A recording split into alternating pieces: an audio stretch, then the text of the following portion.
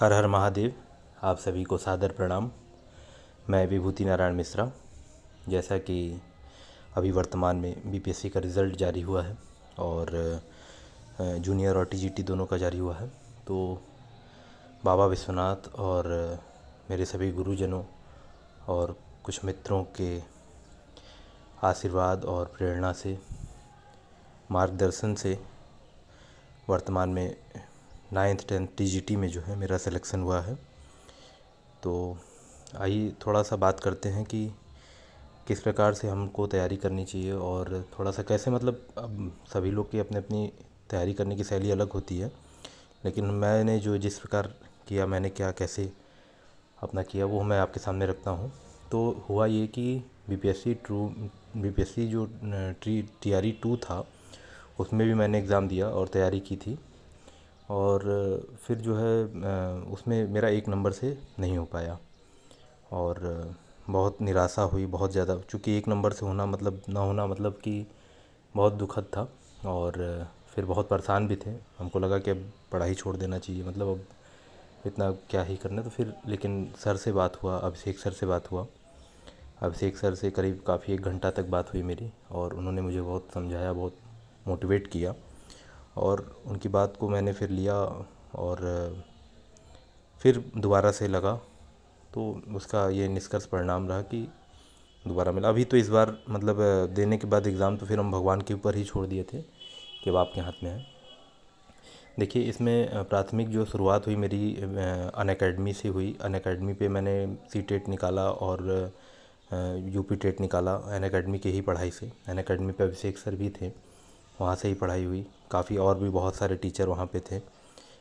Saurabh sir थे, गरिमा ma'am थी, Garvita ma'am थी, काफ़ी लोग थे। सबका अलग अलग विषय था अपना, ज्योग्राफी, जीके, ऐसे अलग, हिंदी और ईवीएस, मतलब सबका अलग अलग था विषय। और सभी के सपोर्ट से जो है सीटेट में तो सारी चीज़ों की मांग होती है, तो उससे जो है मेरा निकला। और साथ में मतलब मेरे एक मित्र थे जिन्होंने मुझे बहुत प्रेरित किया, बहुत प्रेरणा दी। मतलब क्लास हम नहीं जाते थे, कभी कभार ऐसा होता था कि क्लास नहीं पहुंच पा रहे हैं, अकेडमी के ऑनलाइन क्लास नहीं ले पा रहे, तो उनका मैसेज कॉल आ जाए कि नहीं चलो क्लास चलो।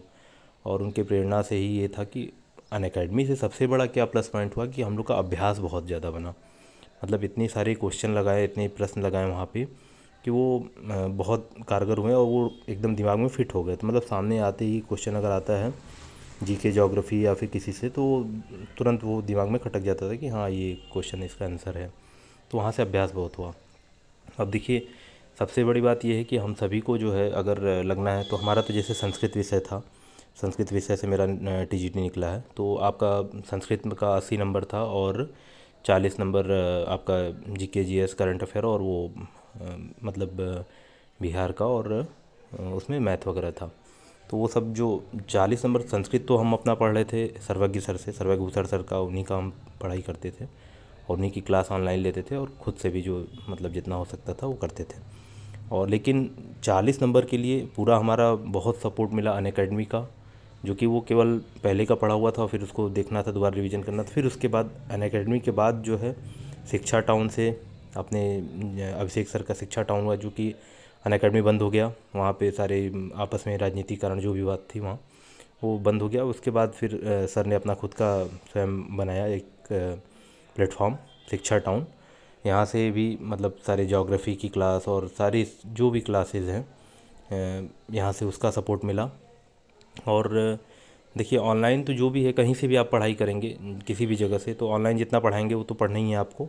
साथ में उससे रिलेटेड आपको स्वयं से भी थोड़ा बहुत देखना पड़ेगा, पढ़ना पड़ेगा। और ख़ासकर अगर टीजीटी पीजीटी है तो अपने विषय पे पूरा उस पे फोकस करना पड़ेगा।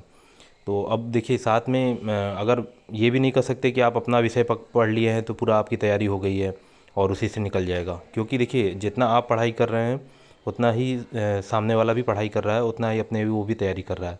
देखिए, नंबर खींचता है 40 नंबर वाला, जो इसमें अगर आप 80 में 70 उत्तर ले आ रहे हो तो ठीक है, फिर 60 65 भी ले आ रहे हो तो ठीक है, लेकिन जो ज़्यादा मतलब मार्जिन रखता है, आपको ऊपर ले जाता है मेरिट लिस्ट में, वो है 40 नंबर का। और 40 नंबर के लिए आपको जीके, जीएस, करंट अफेयर, जितने भी मतलब जो भी सर लोग पढ़ा रहे हैं, अभिषेक सर और अन्य जो भी सर हैं, जो जो उसको देखना पड़ेगा आपको और उसमें लग करके पढ़ना पड़ेगा। वहाँ से पूरा आप अभ्यास करते रहिए लगातार। और साथ में कुछ चीज़ें जो उनसे संबंधित हैं उसको आप पुस्तक से भी देख सकते हैं और उससे भी कर सकते हैं। तो ये दोनों को मिला करके ही करना पड़ेगा। आप ये सोचिए कि खाली हम अपना विषय तैयार कर ले तो उससे हो जाएगा, या फिर आप ये सोचिए कि हम केवल 40 नंबर की तैयारी कर ले तो हो जाएगा। तो ऐसे नहीं होगा, मतलब दोनों में आपको लगना पड़ेगा और दोनों को साथ लेके चलना पड़ेगा। और इसी प्रकार से है। और मतलब बस अब इतना ही था। और बाकी अगर आप लोग को किसी को भी कुछ और कुछ जानकारी लेनी हो तो आप सर से, अभिषेक सर से मिल सकते हैं, उनसे बात कर सकते हैं, या फिर हमसे सर का नंबर ले करके हमसे भी बात करके पूछ सकते हैं क्या है। तो ये था। बाकी मैं धन्यवाद आप सभी को। बाबा विश्वनाथ करे आप लोग के भी, जहाँ भी आप लगे हुए हैं, जिस जिस स्टेट के लिए, जिस जॉब के लिए आप लगे हुए हैं, उसमें आपको सफलता मिले। बस। नमः पार्वती पतये, हर हर हर महादेव। पुनः एक बार जाते जाते मैं हृदय से धन्यवाद देता हूँ शिक्षा टाउन का, विशेष अभिषेक सर का, सभी गुरुजनों का, और विशेष धन्यवाद मेरी एक जो मित्र थी जिन्होंने मुझे बहुत प्रेरित किया पढ़ाई के प्रति, जॉब के प्रति बहुत लगी हुई थी। देखिए मित्र आप लोग के भी मित्र होंगे। मित्र क्या है कि मित्र आपको बर्बाद भी कर सकते हैं और आबाद भी कर सकते हैं। तो मित्र वही बनाइए जिनको आप अच्छे से समझिए, परखिए, आपको जो आपको आगे ले जाए, आपके पथ प्रदर्शक बने, उनके उनके साथ रहिए, उनका सहयोग लीजिए। तो एक बार ये भी आप अपने जीवन में जोड़ लीजिए कि मित्रता भी उनसे करनी है जो आपको अच्छे कार्य के लिए आगे बढ़ाते रहें। तो उनका भी धन्यवाद, आप सभी लोग का धन्यवाद, माता पिता परिवार सभी का धन्यवाद, क्योंकि सरकारी नौकरी मिलना आज के समय में बहुत मुश्किल है। तो आपके पढ़ाई के साथ साथ आपका लक, सबका आशीर्वाद, बाबा विश्वनाथ भगवान का सबका आशीर्वाद होना बहुत आवश्यक है। तो इसलिए सभी को हृदय से धन्यवाद, प्रणाम। हर हर महादेव।